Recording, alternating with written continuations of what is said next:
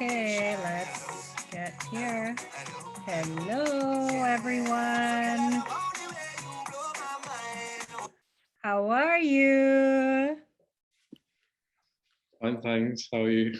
Very well, very well. Welcome, Lameen. Let me make sure first all of our speakers are here.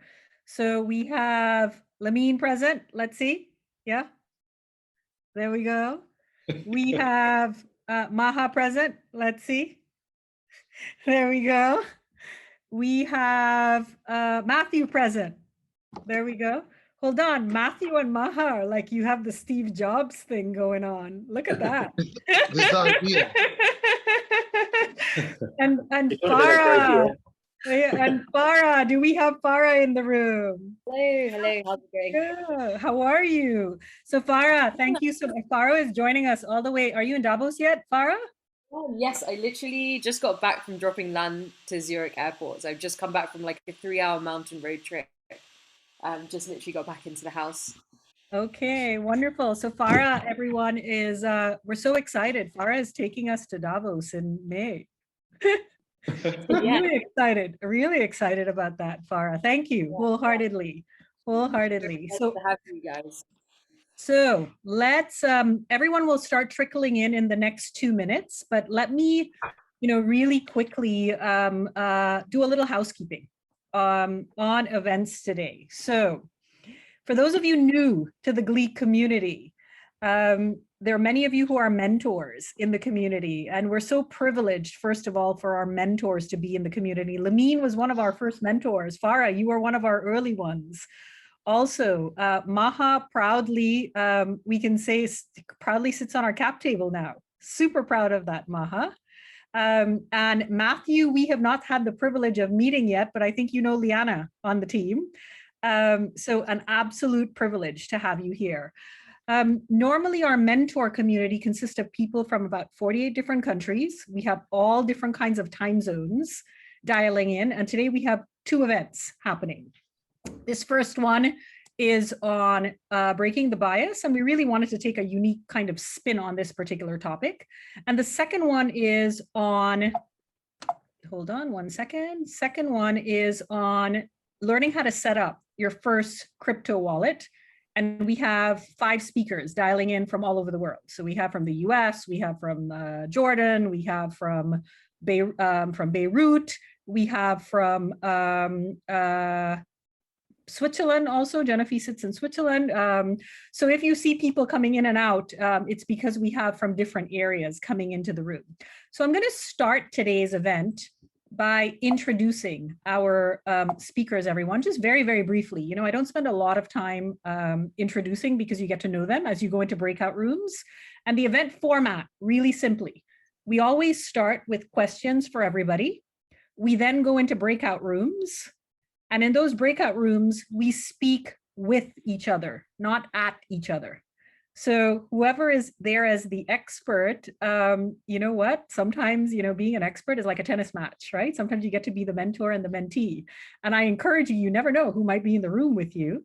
So I absolutely encourage you to get to know your audience and get their feedback, because sometimes they might be the expert and you don't even know, right? And then we come back to the main room. So let's get started in terms of introducing. So first we have Maha up. Maha is I would say, our wisest one in the room. Yes? The oldest. He is the wisest one in the room. And Maha really has an interesting perspective of coming from consulting, leading a large consulting firm, and now being kind of like a startup whisperer, I want to call him. And the big question is going to be, is there an age, or is there a time in your life, in our evolution of being here, that you can really go back and start being an innovation and a startup whisperer and, kind of guiding the younger ones who are scaling and massively interrupting stuff. The next one is Farah. So Farah is our female trailblazer in the group.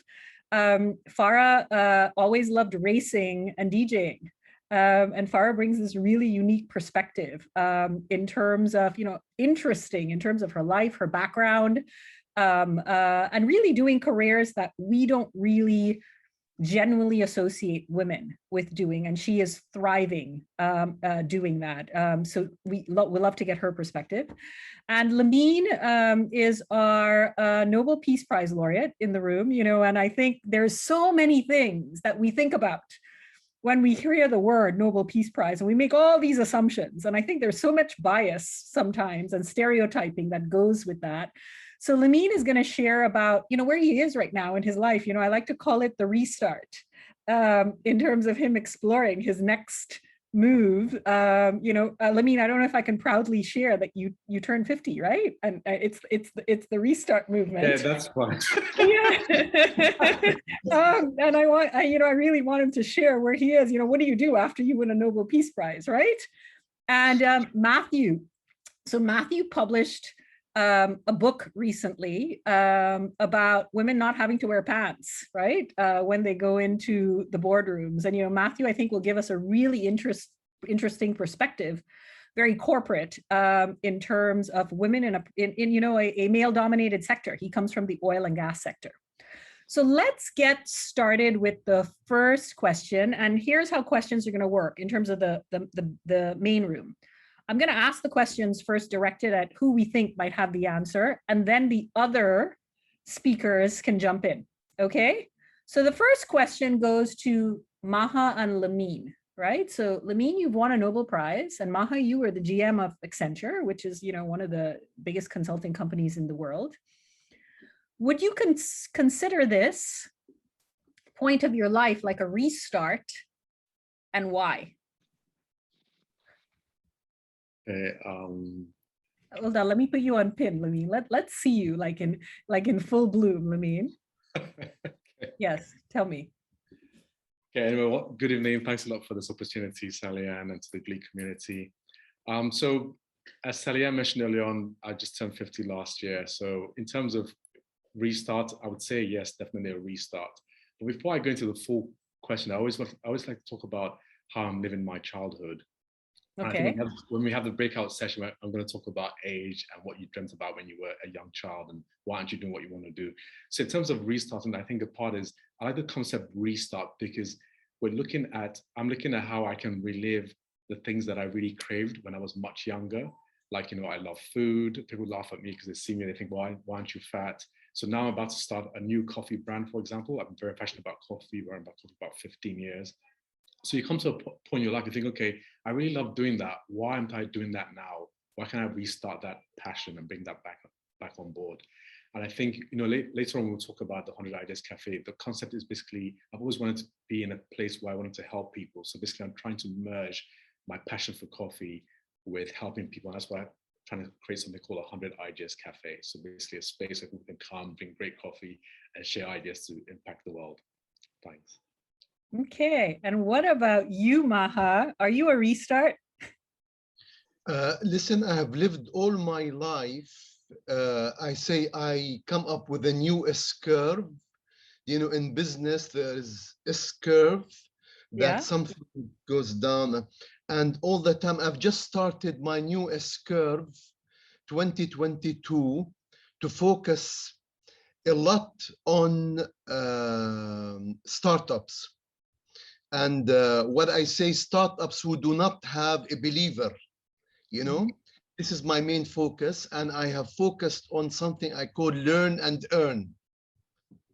Learn something and earn from it, because this is what we want our, especially youth, to focus with the new changes. So I have always lived my life. I have a philosophy that I want to die very young,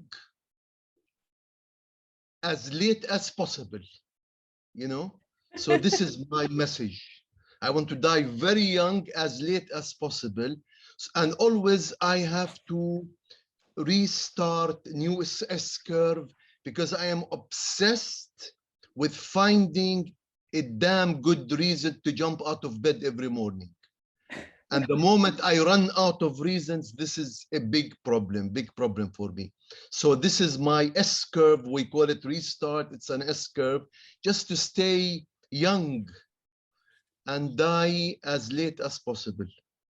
I love that. I love that. What about you, Farah? You know, do you in any point, you know, I mean, certainly, I think, I don't know, I think you must be in your 20s or 30s now. Do you consider, what is your take on this? Yeah, very interesting. I think COVID forced us all to restart in some way, and I think it's super interesting how the whole world went through that as a species. Like, that's super fascinating.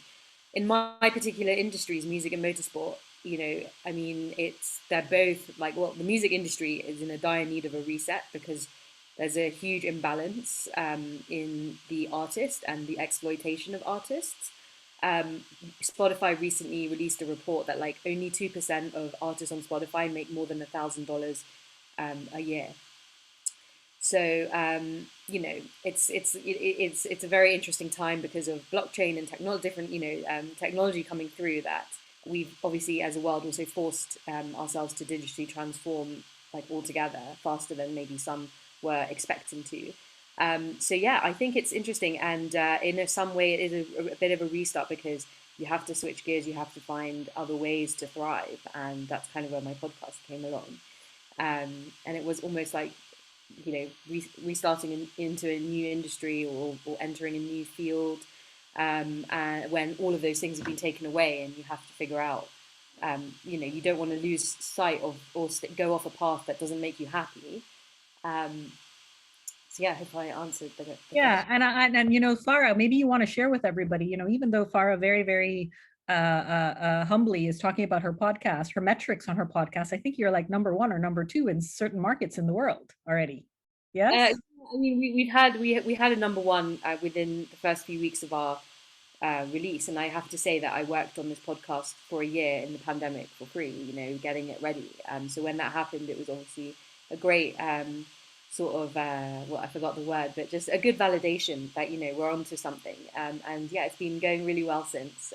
So yeah, we're in the top 2% of podcasts now in the world. But it's a lot of work. I mean, it's content, right? It's week in, week out. You have to be on the ball. And we've interviewed Sally Ann, so we love having people like you on the show, and who you know, who just share such interesting perspectives and are kind of like underground heroes, really. Yeah, wonderful. But and you know, I have to tell you guys, in terms of Farah, someone else, I think Dr. Fisher, is Dr. Fisher in the room? Yes, no, maybe Yes, not. I am. Oh, And there you are. So Dr. Fisher, I am going to show off about your daughter because she's my friend. So Dr. Fisher's daughter just signed with ICA, which is like the famous artist management company in the world, with her podcasts, Kerning Cultures, which, you know, I mean, literally just got founded. It's the #1 Arabic content podcast in the world. And, you know, I'm super proud to say her dad is in our mentor community, and she's a great friend. So you're correct in terms of restarting. Who would have thought a couple years back that, you know, podcasting would be signing with famous artist management companies like, you know, ICA. I mean, that's super cool. That just happened this week. So congratulations, Dr. Fisher, in the room. yeah, content is still king, Sally Ann. I think community trumps content, Dr. Fisher, but that's a whole other argument. Like, we can have that outside of here, okay? Well, okay, then I'll say the content is queen. How's that? Is that better? Yes. And Maha, I just wanted to point out stem cells. Stem cells, that's part of the secret for you to stay young for a long time. Hold on, Dr. Fisher is one of our other, Dr. Fisher, I can say this, right? You're over 60, right? Oh yeah, way over. Yeah, 60. yeah. So you are one of our wise ones in our community also. Matthew, what about you? Do you have a take on this before we move on to a question directed at you and Farah? Look, I think I look at life as I'm always in a room presented with doors, and you know, every time you pass through a door, it's a restart. It's you're entering into something new. And you know, I'm currently in a room, and I've recently been in other rooms, and I've passed through doors. You know, just last year, I thought I've always wanted to be a radio DJ. I've always wanted to be a radio announcer, and I want to share with the world New Zealand music. And so I thought, I'm going to pass through that door, you know. And so while I'm busy doing one thing here, and then it continues and it's steady and it's base, you know, I go through here, I go through this door at the same time, and I've restarted in another element of my life. So I think you choose restarts every day by passing through new doors. So Farah, you have some competition. Maybe you and Matthew can have like a Gleek. Look, I'm amateur, right? I'm a volunteer. Okay, all right, let's go on to the next question, and then we're going to go into breakout rooms so you get to really kind of get to know each other. So Farah and Matthew, take this one first. Make the case for women are better in leadership roles. Are they or are they not? So either you can make a case against it or for it. I'll jump in. Yeah. I think we should never view it as one or the other. I think, you know, it should be, we should be equal in, and it's just the fact that there's an imbalance. But one thing that I've always pondered is, you know, would the world be so violent? Would nations go to so much war and kill human beings if women were, you know, the majority of people in who are leading countries? Maybe there's something there about empathy and women, you know, giving birth to humans and maybe not taking violence as the immediate route. You know, that's something I've always wondered, but I guess we won't see that yet until we live it. But of course, you know, there is, you know, some parts of it where I do feel like women, you know, have a little bit more empathy in leadership roles. But that's not to say men don't. It just maybe it's a cultivation, and it depends on each person's journey and each person's trajectory. Okay. What about you, Matthew? Do you have a position on that? I definitely do. Look, I was going to exactly call out that. How many countries do you know that have gone to war that have been led by women, right? And that's so pertinent in the world today. And you think about the response to COVID, how did the countries respond led by women compared to countries that were led by men? By 2050, we're going to have 2 billion more people in this world with the current gender mix that we've got. If we empower women and give them better allow them to make choices about themselves and to allow them to make choices, you know, empower them, then it's estimated that the world population will not be 2 billion more. You know, and so it's about sustainability of the planet and nurturing for the environment. I think we don't know because we are so, and I come from the oil and gas industry where there's only 10% of women in operations, you know, in our organizations. Sure, in other parts of the organization, not in leadership roles, we get greater numbers, but, you know, we don't know. We need to widen our aperture and understand that if you increase the aperture by 50, you know, double it, you're going to get a greater range of people, higher skilled. You're going to get a better pool and you will get better leaders. Okay. Maher or Lameen, do you have a position on that? And Maher, I'm going to throw it out to you this. Why, in terms of, you know, in answering this question, I want you to take it in the context of startups, right? There are less than 10% of startups that are females, less than 1% that are female-led. Do you think that has anything to do with leadership and women, particularly in the startup space, women in leadership roles? You know, I want to go back to my definition. Leadership is about credibility. Mm-hmm. If you don't have credibility, you don't have followers. People will not trust you. And one key element of leadership is empathy. And my point of view, women, they are better at empathy than men. Okay. This is like, I take an extreme view of this. Okay. When it comes to startups, it's really the opportunities. You know, like you have to have a startup. It's not just an idea. You need to have an ecosystem. You need to support investors, programs. And it seems traditionally, the ecosystem, they supported people who come up with ideas that they are willing to invest in. And the majority of men in the past, they have been men. But right now, if you look at the trajectory, like FemTech, right now, the movement FemTech, it's nice to have brands for movements. And now FemTech is there and it's working and people, we see more. I do see the investors, and I want to summarize that one. Investors in the past, they find men, entrepreneurs who are men, they are more credible to go after their business historically, but it's changing. Okay. People with money, they are men, and they are biased towards men. And Okay, we but I need to like keep- that. I like the peg on credibility, right? I really like that peg. That's a great peg. And there, if you have a bias to credibility being with males, that's probably why you've seen some shifts, particularly in the startup space, towards the males. I like that. Lameen, real quick before I go to Dr. Fisher, and then we're going to go into some breakout rooms. Anything on this you want to add different, Lameen, or no? The only thing I was going to say is that usually, like in some communities, you find like, you know, when you have a boy and a girl, the daughter is asked to help clean, help to cook, help to do A, B, C, and D. So she kind of grows up in an environment where she's multitasks. And maybe perhaps if that person is promoted into a community where she's actually working in a company, she might have a little more skill sets than the traditional male. I think that's all I would say for now. Okay, all right, Dr. Fisher, you get a minute as our expert in the audience. Let's go. Well, just two quick things, Sally Ann and team. The first is that 40% of the women-led businesses, when they're invested in by those investors, they actually outperform startups which are led by men. Now, why that is, that's what we want to probe and tease out, but that's the data. Number two, when we talk about leadership, it's not like you can put on a leadership fit of clothes. We need to understand that there are strengths that come with the genders.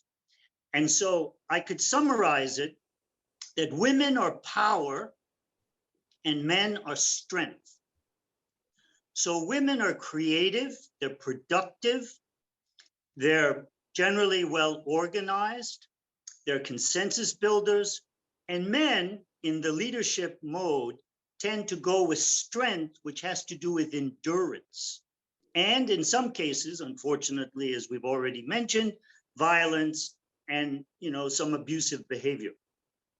But it's not that there's one style of management and then the genders need to fuse into it. They have relative strengths.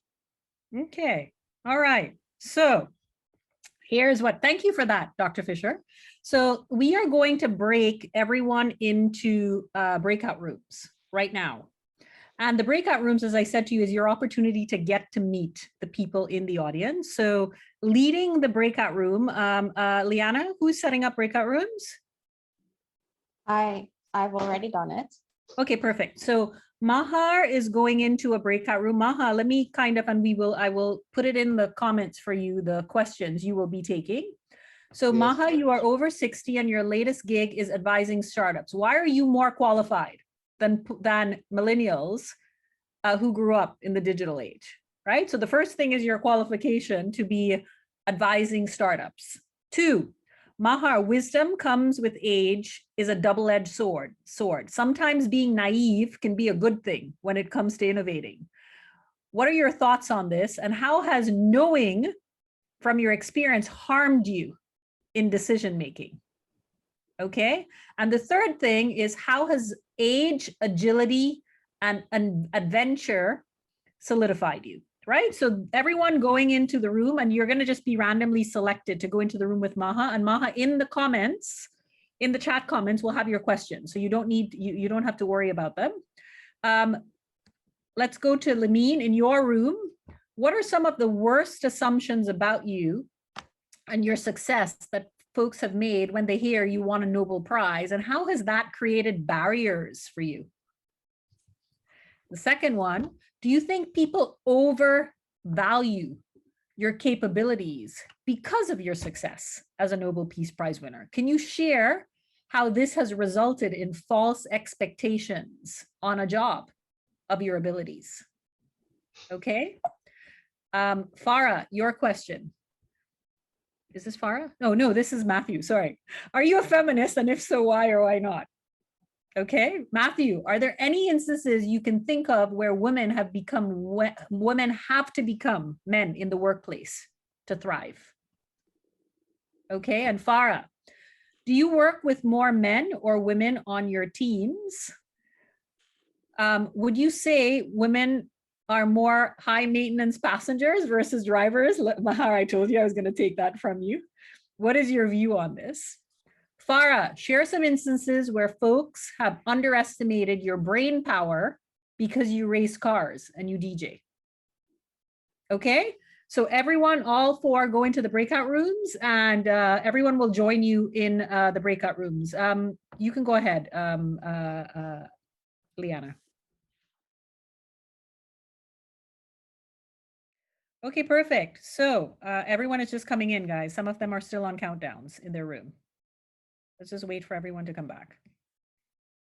How was your session, Maha? You're on mute. You're on mute. You're on mute. It was excellent. And I know Dr. Fisher from my previous life. We met in Jeddah, right? Right, Dr. Fisher? In Jeddah at a bank, Jazeera Bank. And he is our takaful expert. He used to be Islamic insurance expert. Ah, wow, wow. So you found, there you go. Hello, Maxine, calling in from the US. So good to see you. Okay. Good memory. Good memory. Yeah. Yeah. Hello, Shireen, calling in from Hong Kong. Good to see you. Okay. So speakers, unpack your session for me in one sentence, and then we're all going to type in chats, and we're all going to meet others in the room. So how would you unpack your session, Matthew? You're on mute. You're on mute. Everyone unmute yourselves, please. Thank you. Yeah, sorry about that. Look, it was great to go around the world and meet everyone. We got through the first question, and we could have carried on talking about the first question for the next couple of hours, I think. The pros and cons of being called a feminist. You know, I like I said there, I think we all believe that there's work to do in improving and moving towards a gender equal world, and I think if you feel like that, then you are a feminist. Yeah. Okay. All right. What about you, Lameen? You're on mute also. What would be your unpacking of your session? Yeah, so very briefly, so the two questions you asked me to talk about in the session, I answered them very, very quickly. In fact, they haven't really been negative. The only thing is that when you tell people that you have a Nobel Peace Prize, people just think you're super smart. But it's opened up a lot more doors for me than it has. So there was nothing negative about it. So what I did was I turned the question around to my group and said to them, what are the awards that they have also experienced, and how's that had a negative impact on their lives? A couple of people did not have any negative connotations, but some people actually had negative connotation for them. People building up different assumptions about them, and also even led to one person leaving their company because of the award that they received, and now on a new restart. So that's how we called it in our group. Okay, perfect. And what about you, Farah? Yeah, very interesting session.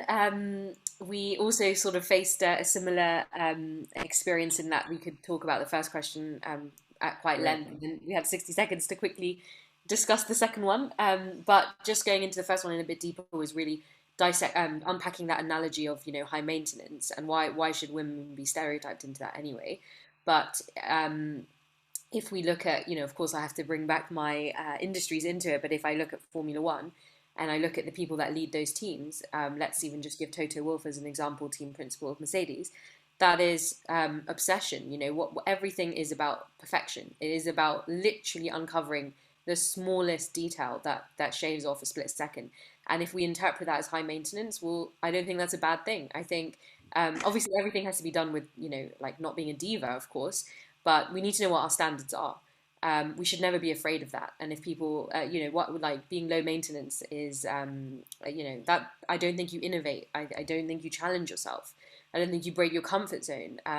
And at the same time, we also discussed that, you know, women at this, you know, of course, naturally there needs to be more empathy. And I think we all know this. Women who, of course, have children in those first 2-3 years of that child's life, there is a heavier reliance on that child to the mother because of breastfeeding and, you know, and all those things. And why should we be forced to sacrifice those magical moments and be labelled high maintenance or inconvenient to the company? So I urge people to think more about what that word means. But to summarize it in a sentence, I think in the end, your attitude determines your altitude, where you end up in life, I think. Very cool. Very cool. I love that. Okay. And Maha, your session.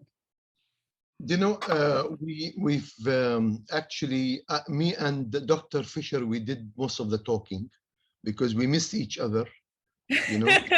Look at that. You know what? I have to tell you, people come into the community and they find their tribe in the community. I had one guy come in and he chose 5 board members and walked out with 5 board members in the community. You know, the punchline from our session, you know, wisdom is, to me, is knowing what to unlearn and what to share with others. You know, because if you have lots of stuff, you need to become very selective. So, and you need to be very good at unlearning so you stay relevant, you know. And also it is depending on the person in front of you to be audience driven, as we've said, to unload the information, the wisdom, watch out for this. This is my idea. These are my questions. So it's very important. The punchline is this: knowing and deciding what to unlearn and what to use from your wisdom, because not everything is relevant. And the last one is about adventure, all the stuff. I mean, getting out of your comfort zone. It is something I tell everybody. The saying, life starts outside your comfort zone. So it's very important, whether you are a young person or my age. So it keeps you alive. Okay, so now I have a little task for everyone, as I'm going to put a little music on as you do it. There are 2 questions I would like you all to go to the chat and answer, not only our speakers. What are some of the biases you want to see broken in your lifetime? And then I want you to get very personal. What are some limiting beliefs you have about yourself you wish to change this year?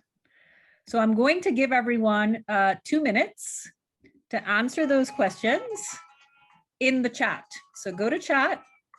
What are some limiting beliefs you have about yourself that you would like to see, that you would like to change this year? And what are some biases you want to see broken in your lifetime? So big and small, narrowing it down to yourself. And all of us are going to do this in the chat.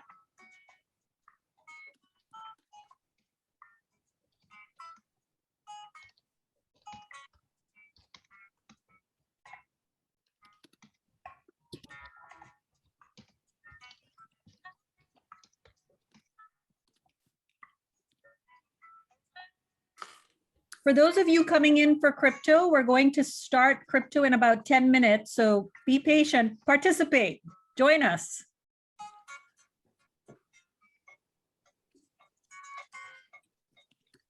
Let me just put a note.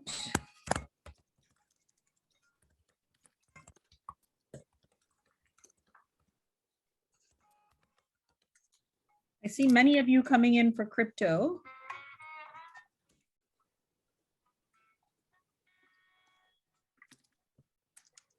So in the chat, what are some limiting beliefs you have about yourself you wish to change this year? And the other question is, what are some of the biases you want to see broken in your lifetime? If you can please type that into the chat, everyone. Hello from Nairobi. Good to see you.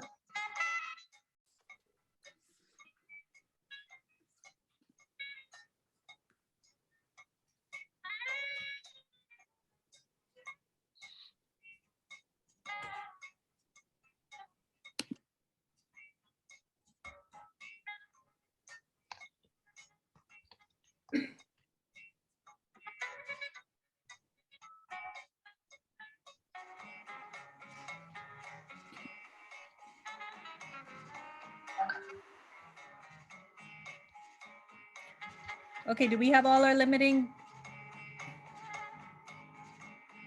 quality bias broken? Let's share some of them. Limiting a belief of myself. I have to get it perfect before I begin. Maxine, good one. I think many of us get stuck there. You would love our session, Maxine. We're having in April with the head of recruitment for Meta, and someone taking her through, getting through limiting beliefs. We got a coach to take her through that. You're going to love that session in April. Age and experience bias. I would love to see equality bias. Lifetime, see a woman as president of the United States. Yes, I'm all for that. And other male dominated roles, large departments of women, lifetime experience bias. Okay. So what we're going to do very quick, Liana, in 5 minutes, can you set a room for 5 minutes since we're running kind of short on time, everyone? The one thing each of you as the speakers want to make sure that you connect with your audience on this whole topic of bias, stereotype. This is your moment to give nuggets to your small group. We're going to drop you in for 5 minutes so you get to meet people again, and then we're going to come and wrap up. Liana, send us off into rooms, please. I forgot to mention one thing, actually. Tell me. Well, I think, how can a younger person get a step up? I talked about passion, upskilling, but I think also with the Gleek platform, and Salian's not paying me for this. If you're a young I love that. I love that. I think with that platform, if someone is young looking about, future jobs are going to come on board, they have that opportunity to kind of skill themselves and prepare themselves for the next couple of years. So I think that's a platform that can be very helpful for catching up with someone who already has like 20 years experience. Wonderful. So before we wrap up, we have 2 minutes to wrap up. I want you to use your hands. And this means I'm okay. This means I'm good. And this means like I'm rocking. Where are we right now? Show me where you are right now with your hands. Show me where you are right now. Hold on with your hands. Okay, there we go. We're rocking. We're rocking. Good job. Good job. So I am going to end on this note because we have already our speakers coming in from other events. What a privilege, an absolute privilege to have all of you here today contributing. This recording goes on and helps students and people in our community. So in many ways, this is passive mentorship at its finest. For those of you who want to do more, and if you're not a mentor yet in the community, if you look in the chat, I've posted a couple of lessons on bias, on gender. These are the types of lessons we offer on the Gleek app. If you do 3 of them before Monday, you will actually come in, certainly providing you have some really quality of thought on these topics, you can come in to the community as a mentor. And as a mentor, you really unlock all kinds of things. So, and you get to spend time with people, wonderful people in the community like Lameen and Maha and Farah. It's an incredible community that we have the privilege of building. And I want to thank all of our speakers today. And I also want to thank all of our guests for participating. The great thing about Gleek, everyone will tell you, is that we learn with each other. We don't talk at, we talk with. And it's something super special about our industry talk shows. So wholeheartedly from us to you, thank you. And for those of you staying for crypto, it's going to be awesome. It starts in 5 minutes. Please make sure and copy lessons for those of you who want to become a mentor in the community. Also, Liana will post Trustpilot for those of you who wanted to give a shout out of how you found this experience. If you've never been here before, please do, be honest about it, right? Say how you feel. Thank you guys. For those of you leaving us, have a great week. For those of you staying, see you in 5 minutes. All right. Thanks, Salian. Take care. Bye. All right. Bye, Salian. Bye. Thanks, guys. Bye.